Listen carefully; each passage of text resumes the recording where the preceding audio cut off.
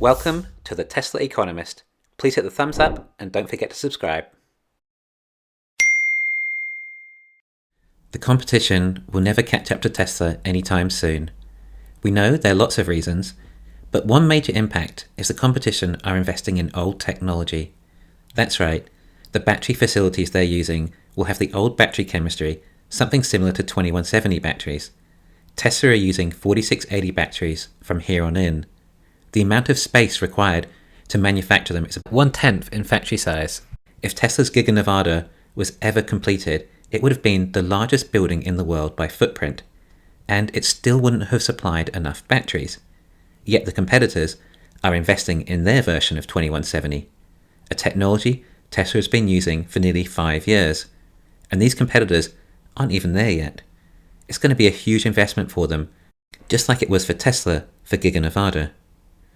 These factories the competition are building might make them enough batteries to have some sort of market presence, but Tesla's 4680s can just be built that much faster, and of course always that much cheaper. You see, I continually mention that it's about battery supply and that everyone is battery constrained. Now, if governments start reducing costs of electric cars with the likes of tax rebates, the demand for electric cars is going to become very high. Essentially, it's going to be all about who can control the most batteries, as all auto sales should all be easy enough to allocate to a consumer. Now, if Tesla's 4680s can be made 10 times faster than the competition's batteries, then Tesla can sell 10 times as many cars as the competition. Of course, a Tesla battery also goes much further than other automakers. A 60 kilowatt-hour battery in a Tesla will get as much range as a 70 or 75 kilowatt-hour legacy automaker's EV. That would mean if Ford were making 1 million units a year, then Tesla would be making about 12 million cars, because they can simply make that many more batteries, and Teslas are that much more efficient. Oh, but that would be if they were both in the same starting position, which they are not. Ford and GM are a long way from getting any decent output from their battery factories, by which time Tesla will possibly be at over 200 gigawatt hours a year, plus their partners. It's a lot of catching up the competition have to do. Which is the point, isn't it? The entire manufacturing process of the 4680s is just a further leap ahead for Tesla. There is no catching up. The fact the batteries can be manufactured about an order of magnitude faster than currently, and the competitors haven't even built factories at today's levels yet, and Tesla are already an order of magnitude faster at building batteries. There just isn't going to be anyone else making batteries at this scale. It takes a long time to scale to this level. Even if someone like QuantumScape suddenly launched a solid-state battery, it wouldn't be until the end of the decade until the battery was a level to be mass-produced. By that stage, Tesla's technology would just be further ahead again. You see, it's not just the battery factory size that will be that much smaller, along with less required space and much smaller building to be constructed. Although that is a major deal, particularly when it comes to capital expenses. I think it's possibly a bigger deal that the batteries will come off the line that much faster. Maxwell's dry electrode process, replacing the wet slurry process, is a big component of this, but also the fact that the batteries are now tabless too. It makes for much faster, easier production, as the production line doesn't need to stop and start where all the tabs are. So you can't do continuous motion in production. If you have tabs, you have to keep stopping. And there is a rate at which you can start and stop and accelerate again, and then it can really slow down the rate of production. Sometimes you get the tabs wrong, you lose a bit of active area. It's very inefficient having tabs from a production standpoint. If you're having to stop and start the production line continually, then it's incredibly inefficient. The production line needs to accelerate back to speed each time too. Imagine running it at full speed continually. Well, this is what the tabless design has allowed. However, by the sounds of it, it was not at all easy. Now, bear in mind how much experience Tesla have with batteries for EVs, and all the talent they have available. Now think, how are Ford and GM going to be able to create tabless designed battery cells? They don't have time to invest, and can't risk it. They need to get something out now. They can't afford to spend the next 3 to 5 years in R&D making tabless batteries with dry electrode processes.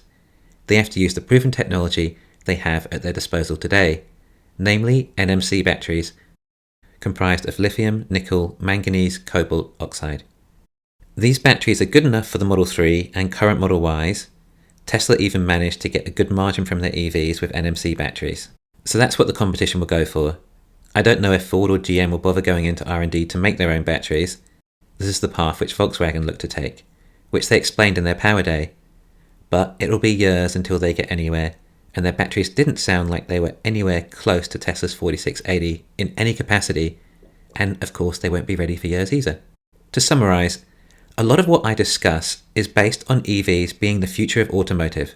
In my opinion, it is generally inferred globally now that the future is electric. Therefore, millions and millions of consumers will want an EV. It doesn't matter if an automaker has 30 EV models or just 5. It's all about batteries. The legacy automakers might be able to sell EVs from 30 different models, but perhaps only total 1 million sales a year, whereas Tesla can sell 10 million of just 5 models. Of course, a lot of that is demand driven too, and not just about battery supply. Tesla is just a much better value car for the consumer, so it's thus therefore the car to buy to the rational economic consumer. But it's likely Tesla cannot supply enough cars either. But when there is demand for perhaps tens of millions of EVs a year, the only auto companies that can get any sales are the ones that have the batteries to make the cars. The US automakers might get 5 or so years to try and get their EVs to a low enough price point they can undercut their ICE cars, with the help of the US government facilitating their transition. Right now, a lot of EV market share is still up for grabs, the majority of it. It's all about getting in and taking a share as soon as you can before market saturation. The velocity of growth is restricted by battery production speed. Sure, the competition could just build more factories, but remember, they're very capital intensive and have low outputs. It also takes a lot of time and is a waste investing in antiquated technology. This is another issue. We have all these incumbents taking up valuable resources to put in their EVs, only so much less efficient. For example, a kilogram of nickel that Tesla mines would go into more EVs than if GM mined it. For example, I bet there is enough batteries in a Hummer to power 5 Model 3 standard ranges. I do like competition, and I think Tesla needs it. I'm not a fan of monopolies. The legacy automakers are not going to be the competition, and one way to look at things is that we're now in a situation dealing with potential climate change, partly due to these internal combustion companies. Unfortunately for us, Tesla is here and trying to fix the issue, taking us off fossil fuels to reverse the situation.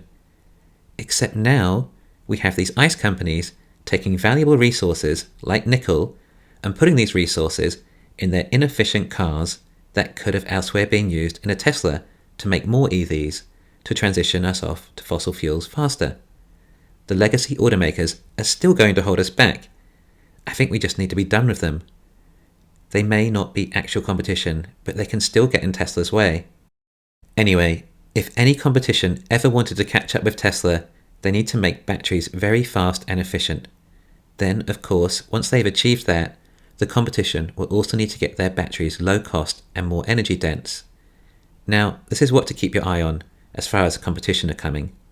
There's no need to look at any new EV models on the horizon from GM, BMW, or even Toyota.